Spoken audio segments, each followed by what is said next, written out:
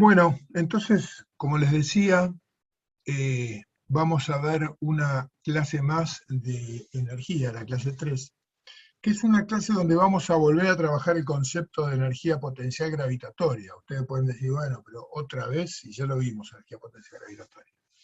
Pero nosotros vimos en realidad la definición de energía potencial gravitatoria para la fuerza peso, es decir, para la fuerza gravitatoria cuando me encuentro cerca de la superficie de la Tierra. Y en ese caso, nosotros consideramos que el peso permanece constante aunque yo cambie de posición, dado que nos mantenemos a una distancia pequeña respecto a la Tierra comparado con el radio de la Tierra. El radio de la Tierra son casi 6.400 kilómetros. Si yo subo 20, 50, 60, 100 metros en 6.400 kilómetros, imagínense que no va a tener ninguna influencia y no se va a poder percibir ningún cambio en el peso. Entonces consideramos que el peso es constante. Ahora, lo que vamos a tratar de responder hoy es qué pasa cuando la fuerza peso ya no es constante y ya directamente la llamamos fuerza gravitatoria, la dejamos de llamar fuerza peso, y sabemos que cumple con la ley de gravitación universal, es decir, va a cumplir con la relación inversamente proporcional con el cuadrado de la distancia que separa el cuerpo del centro de la Tierra. Con lo cual, cuando me empiezo a alejar, obviamente disminuye rápidamente la fuerza gravitatoria, porque si yo me alejo al doble de distancia, la fuerza disminuye 4 veces, y si me alejo al triple, disminuye 9 veces, y así sucesivamente. Esa ley inversa del cuadrado de la distancia es una ley que cobra mucha importancia en física. Ya van a ver el año que viene, cuando cursen Física 2, que vuelven a aparecer otras fuerzas que cumplen con esa propiedad.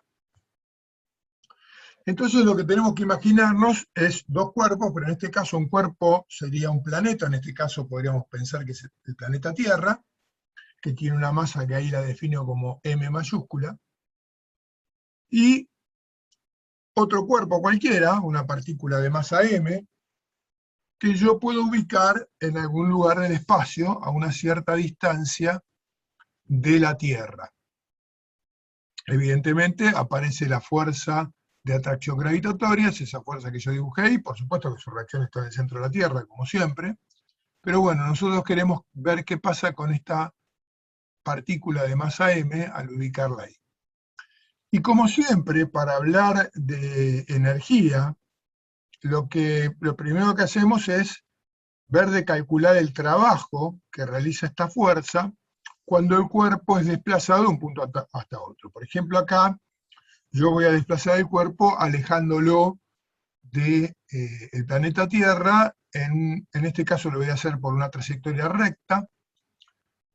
Voy a utilizar un sistema de coordenadas polar, donde uso un eje que es el eje R, que tiene la dirección de un radio, con origen en la Tierra, en este caso en el centro de la Tierra. Y yo voy a desplazar la masa M desde una posición RA hasta otra posición RB, que voy a llamar. Y entonces voy a calcular el trabajo realizado por la fuerza gravitatoria. Obviamente que para desplazar la masa desde una posición hasta otra voy a tener que primero equilibrar la fuerza gravitatoria con una fuerza externa, como ya hemos visto, ¿no? Una fuerza que yo le aplico a la masa M, que va a tener que tener igual módulo que la fuerza F, pero sentido contrario. Y luego esa fuerza la voy a tener que ir aumentando de a poquito para producir un desplazamiento desde el punto con coordenada RA hasta el punto con coordenada RB. Y ese desplazamiento lo hacemos en forma cuasi estática, como hemos hablado. Es muy despacito, vamos a tardar mucho tiempo en llegar de la posición A hasta la posición B, de manera que podemos despreciar la energía cinética que tiene la partícula M y considerar que no la tiene. Está casi en reposo. Bueno, y yo lo que voy a calcular es el trabajo de la fuerza gravitatoria, no de la fuerza que estoy aplicando yo para desplazar a la partícula, sino de la fuerza gravitatoria. Obviamente que el trabajo que yo hago sobre la partícula para desplazarla tiene que ser igual y contrario, obviamente, ¿no? Bueno, el valor de la fuerza se calcula con la ley de gravitación universal. Fíjense que el eje R tiene asociado un versor que llamamos versor R. ¿Se acuerdan? Los versores son vectores de módulo 1 que nos permiten transformar un escalar en un vector. Si yo multiplico un escalar, un número, por un versor, obtengo un vector que tiene la misma dirección y sentido que el versor, si el escalar es positivo, y la misma dirección, pero en sentido contrario, si el escalar es negativo. Entonces acá nosotros con la ley de gravitación universal, esa ley de proporcionalidad que decía que la fuerza era directamente proporcional al producto de las masas e inversamente proporcional al cuadrado de la distancia, donde G es la constante de proporcionalidad. Bueno, esta expresión nos permite calcular el módulo de esa fuerza. Luego, multiplicándolo por menos R, como vemos acá tenemos un signo menos y el versor R, entonces nos está diciendo que esa fuerza está dirigida hacia el origen de coordenadas R. ¿De acuerdo? Entonces, este módulo multiplicado por este versor y con este signo me indica un vector que es este que tengo dibujado acá. Por eso acá le puse vector fuerza, ¿no? Es la fuerza gravitatoria expresada vectorialmente. Bueno, como decíamos antes, aplico una fuerza, otra fuerza más que traslade el cuerpo desde la posición RA hasta la posición RB. Y como vemos, la fuerza va disminuyendo. A medida que se va desplazando, va disminuyendo. La fuerza que actúa en el punto B es mucho menor que la que actuaba en A, dado que está mucho más lejos. Para calcular el trabajo de la fuerza gravitatoria al desplazar el cuerpo desde A hasta B, tengo que aplicar su definición, es decir, hacer la integral entre la posición A y la posición B del producto escalar de la fuerza por un diferencial de camino. Ese diferencial de camino, acuérdense, era un pedacito de camino muy chiquitito, porque yo había dividido el camino en muchos pedacitos chiquititos, infinitamente chiquitos, de manera de poder calcular el trabajo en cada diferencial de camino y luego sumarlos todos y obtener el trabajo desde A hasta B. Y eso es lo que hacemos con la integral. La integral es esa sumatoria de infinitos términos que son infinitamente pequeños, pero que tienen un resultado concreto. Así que bueno, ese producto escalar, como sabemos, es el producto de los módulos de estos dos vectores por el coseno del ángulo que forma. O sea que es el módulo de F, que el módulo se calcula con la ley de gravitación universal, es lo que tenemos escrito acá, por el diferencial de camino, el módulo de diferencial de camino, por el coseno del ángulo que forman la fuerza gravitatoria con el diferencial de camino. Claramente vemos que forman 180 grados. O sea que me queda el coseno de 180, que es menos 1. Bueno, para resolver esta integral, lo primero que hacemos es sacar de la integral todos los factores que son constantes, porque es como sacar el factor común de una suma. Yo estoy sumando infinitos términos infinitamente pequeños y en esos términos hay factores comunes, entonces los saco. Eso decimos que los sacamos fuera de la integral. En este caso lo que es constante es G, la constante de gravitación, la masa de la Tierra, la masa del cuerpo que estoy desplazando, y también el signo lo saco afuera. Y me queda la integral desde la posición R hasta la RB de diferencial R sobre R cuadrado, que es lo mismo que la integral de diferencial X sobre X al cuadrado. A esta altura del año ya ustedes deben estar aprendiendo a integrar polinomios, seguramente habrán integrado, ¿no? Ustedes saben integrar, por ejemplo, X al cuadrado diferencial X. El diferencial me está indicando cuál es la variable que estoy integrando, que en este caso es X. Bueno, acá tenemos R en lugar de X, pero la forma de integrar es exactamente la misma. Y en el caso de un polinomio, lo que hay que hacer es trabajar con el exponente, subir o sumarle 1, mejor dicho, al exponente, y luego dividir eso por el valor del exponente que obtuvimos. Así que eso es lo que vamos a hacer, y como lo vamos a integrar con un polinomio, vamos a escribir 1 sobre r cuadrado como r a la menos 2, diferencial de r.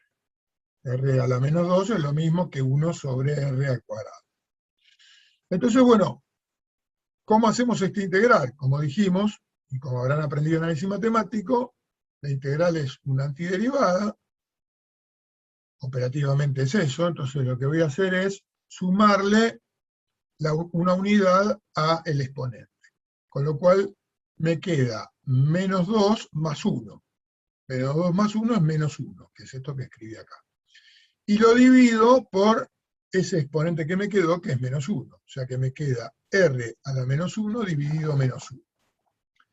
Y esto es una integral definida, no es una integral indefinida. Nosotros, ustedes en análisis ahora están viendo integrales indefinidas, prontamente van a ver definidas, pero nosotros integramos desde un punto hasta otro punto. Entonces tenemos dos límites, que se llaman límites de integración, en este caso RA y RB, que son los valores que toma la variable R, en nuestro caso. Y cuando vean integrales definidas van a ver que el resultado de una integral definida proviene de hacer la diferencia entre el valor de la función que obtuvimos en el límite superior, o sea, reemplazando R por el valor del límite superior, en este caso sería RB, menos el valor de la función que obtuvimos, reemplazada la variable por el límite inferior. Es decir, como una diferencia. Este R a la menos 1 dividido menos 1, fíjense que acá abajo lo escribí de otra manera, lo volví a escribir como 1 sobre R. R a la menos 1 es 1 sobre R. Y este signo menos del menos 1 que está dividiendo lo puse acá adelante. Pero esta expresión es exactamente la misma que teníamos arriba, y acá indico los límites de integración. Entonces, como decíamos, para resolver la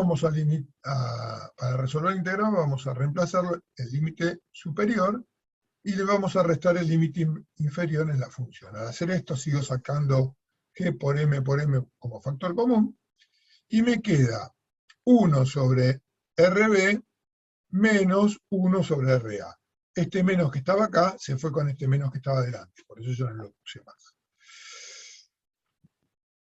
Si aplico propiedad distributiva, entonces me queda que el trabajo de la fuerza gravitatoria para llevar el cuerpo desde A hasta B es igual a G por M sobre RB menos G por M sobre RA. Y otra vez veo que puedo calcular el trabajo de una fuerza como la diferencia entre dos estados. ¿Ven? O sea que esto representa un estado energético y esto otro estado energético, usando la misma lógica que venimos usando.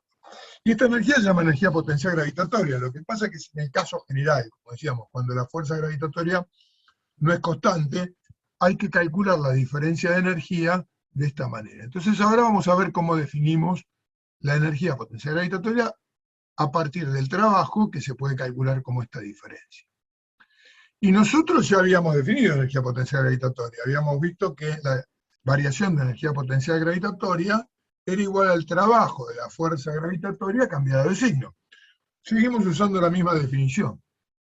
Con lo cual, si yo considero que es igual al trabajo cambiado de signo, en realidad lo puedo escribir así, como que el trabajo es igual a menos la variación de energía potencial gravitatoria, que sería la energía potencial gravitatoria en B, menos la energía potencial gravitatoria en A. Pero este trabajo, recién vimos que se podía calcular así, como G por M sobre RB, menos G por M sobre RA. Entonces igualo el trabajo calculado con esta expresión con la variación de energía potencial gravitatoria cambiada de signo.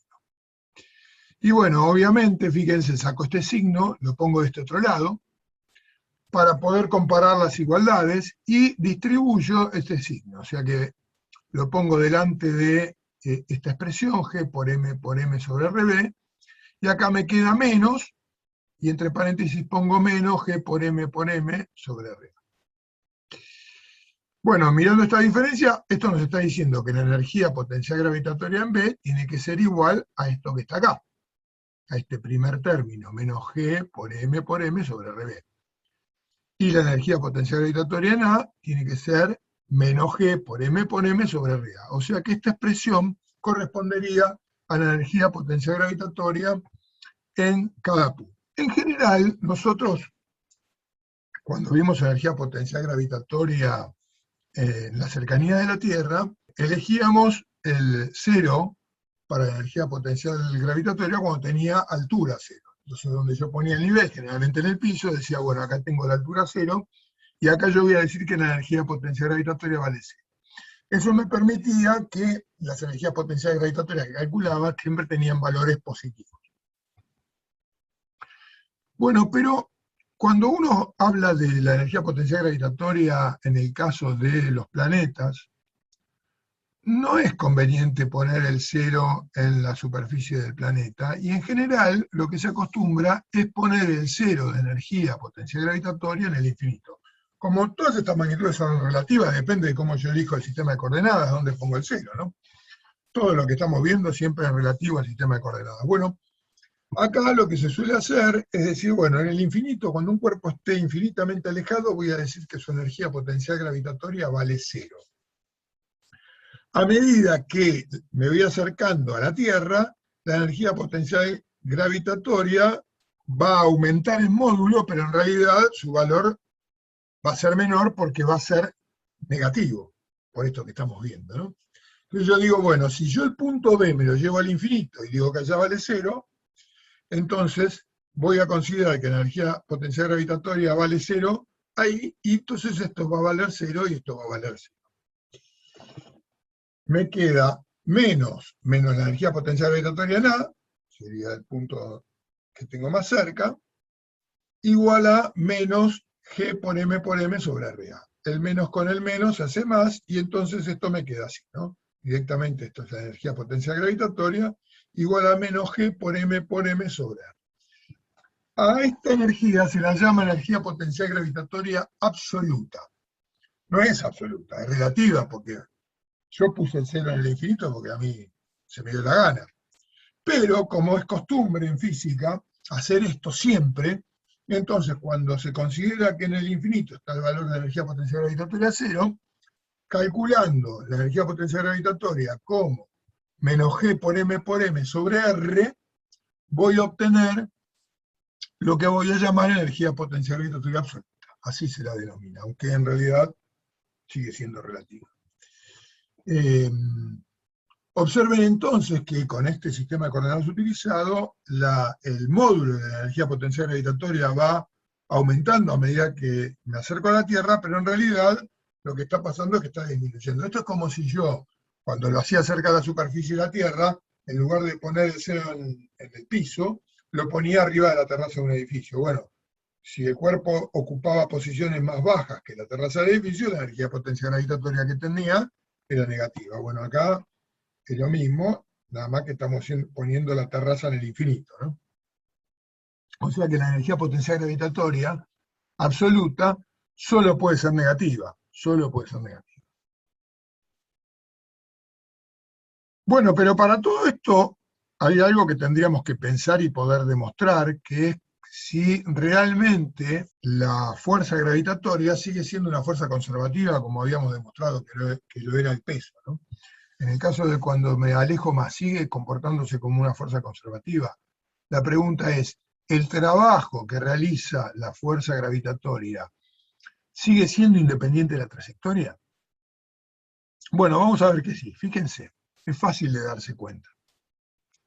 Cuando yo quiero ir desde este punto A hasta este punto B, una forma sería ir por este camino. Ahí me desplacé desde A hasta B, fui por el camino recto que corresponde a el radio R. Esa es la dirección. Para calcular el trabajo para ir de A hasta B, tengo que hacer la integral, como hicimos recién, desde A hasta B, de F diferencial R.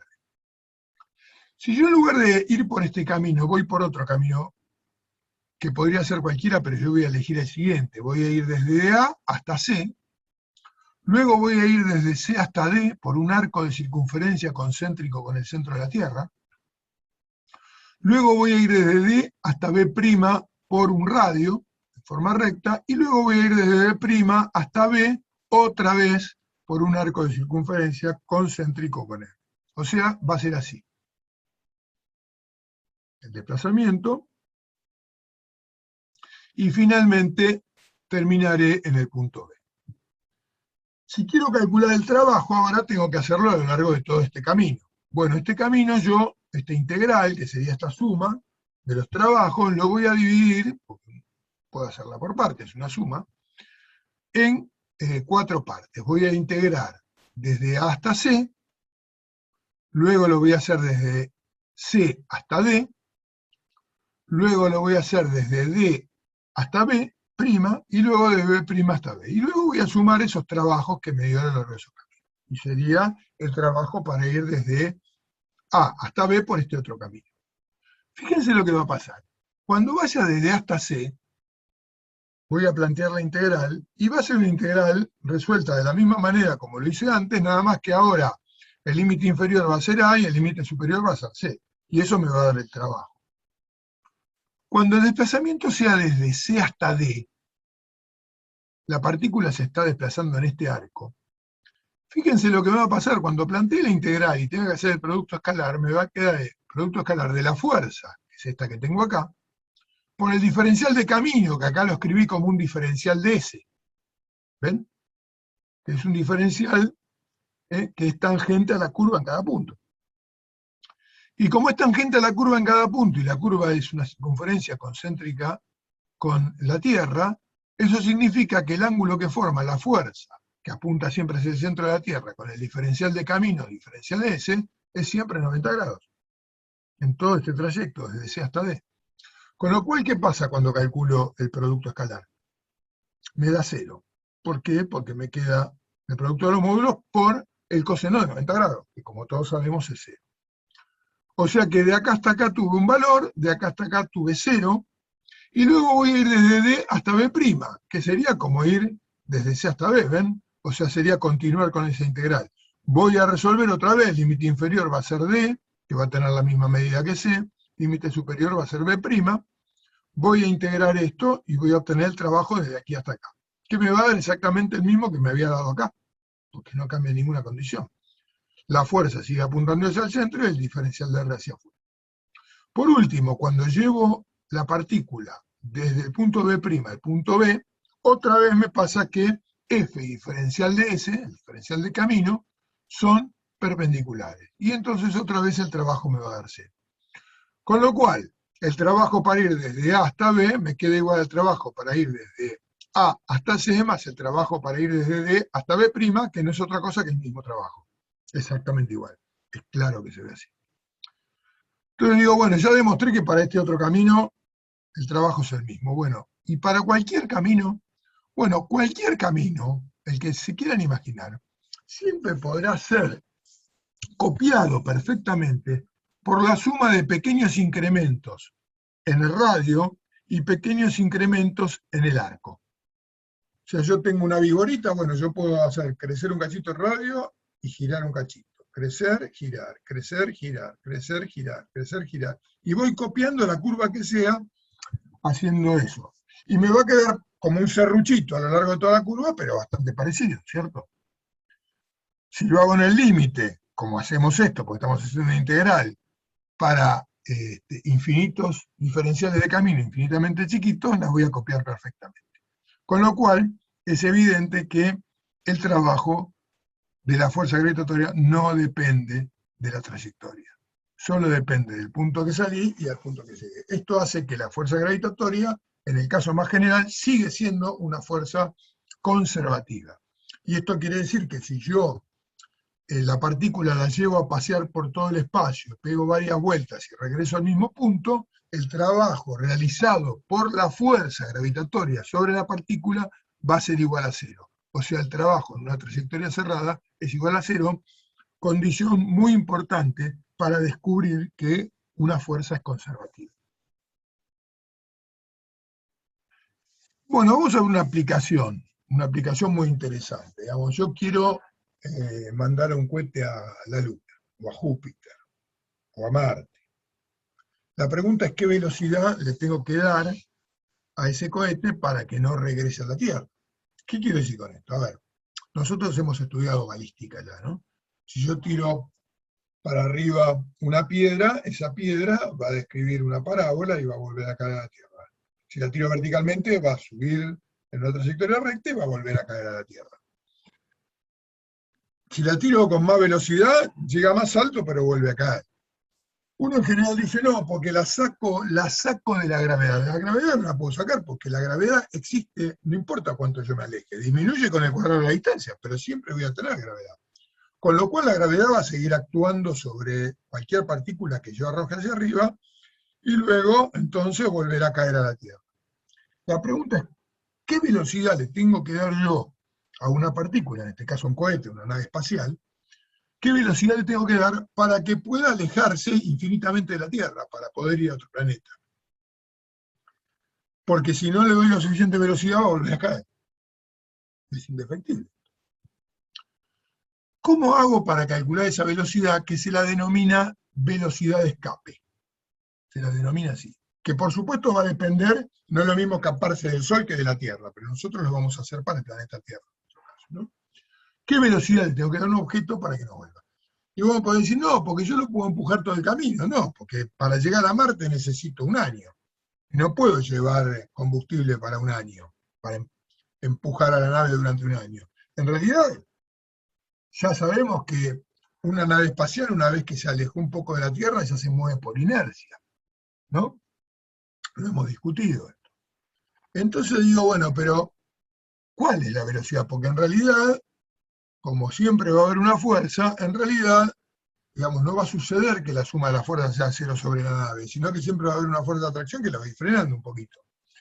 Y a la larga, como tardó mucho, la va a frenar del todo y la vas a traer. Si yo no quiero que frene, quiero que pueda llegar hasta el infinito sin regresar. ¿Cómo hago? Bueno, la solución es a partir de aplicar esto que acabamos de ver. Yo le tengo que dar a la nave la suficiente velocidad como para que cuando sale de la atmósfera ya tenga esa velocidad y pueda apagar los cohetes y viajar hasta el infinito. Calculen que eso no es mucho, porque la atmósfera, la mitad del aire está de acá a 5 kilómetros más o menos. Y de acá a 30 kilómetros ya desaparece el 99% de la atmósfera. Después el 1% que pasa se va diluyendo. El 99% de la atmósfera del aire está por debajo de los 30 kilómetros. Así que le tengo que dar esa velocidad para que cuando salga de la atmósfera la tenga y pueda alcanzar el infinito y más allá. Entonces, ¿cómo voy a hacer para plantear esto? Bueno, por un lado me voy a preguntar, bueno, el trabajo para llevar el cuerpo desde la superficie de la Tierra, que sería el punto A, hasta el infinito, que sería el punto B, es igual a menos la variación de energía potencial entre B y A. Entonces, cuando B tiende a infinito, la energía potencial en B tiende a cero, por lo que dijimos. Dijimos que en el infinito la energía potencial es cero. Con lo cual, en el trabajo para ir desde A hasta el infinito va a ser directamente la energía potencial gravitatoria en A. Sería la energía potencial gravitatoria absoluta en la superficie de la Tierra. ¿Y cómo la calculo? Y bueno, como G por M sobre el radio de la Tierra. ¿Por qué? Porque yo lanzo el cuerpo de la superficie de la Tierra y la superficie de la Tierra se encuentra a una distancia R del centro de la Tierra. Con este signo menos adelante, que, como vimos, las energías potenciales son negativas a partir de nuestra definición de decir que el cero está en el infinito. Pero como la única fuerza que actuaría sobre el cuerpo si yo lo lanzo para que llegue al infinito sería la fuerza gravitatoria a lo largo de todo ese camino, que la iría frenando hasta llegar al infinito, nosotros, por otro lado, sabemos que aplicando el teorema de trabajo y energía, el trabajo neto es igual a la variación de energía cinética. Y si la única fuerza que actúa es la gravitatoria, una vez que lo disparé, el trabajo neto es el trabajo de la fuerza gravitatoria. Por lo tanto, el mismo trabajo que acá calculé con mi definición de energía potencial gravitatoria, lo puedo calcular a través de la energía cinética. Porque voy a decir que el trabajo va a ser igual a la energía cinética final, que sería la que tiene cuando llego al infinito, menos la inicial, que sería la que tiene cuando lo lanzo de la superficie de la Tierra.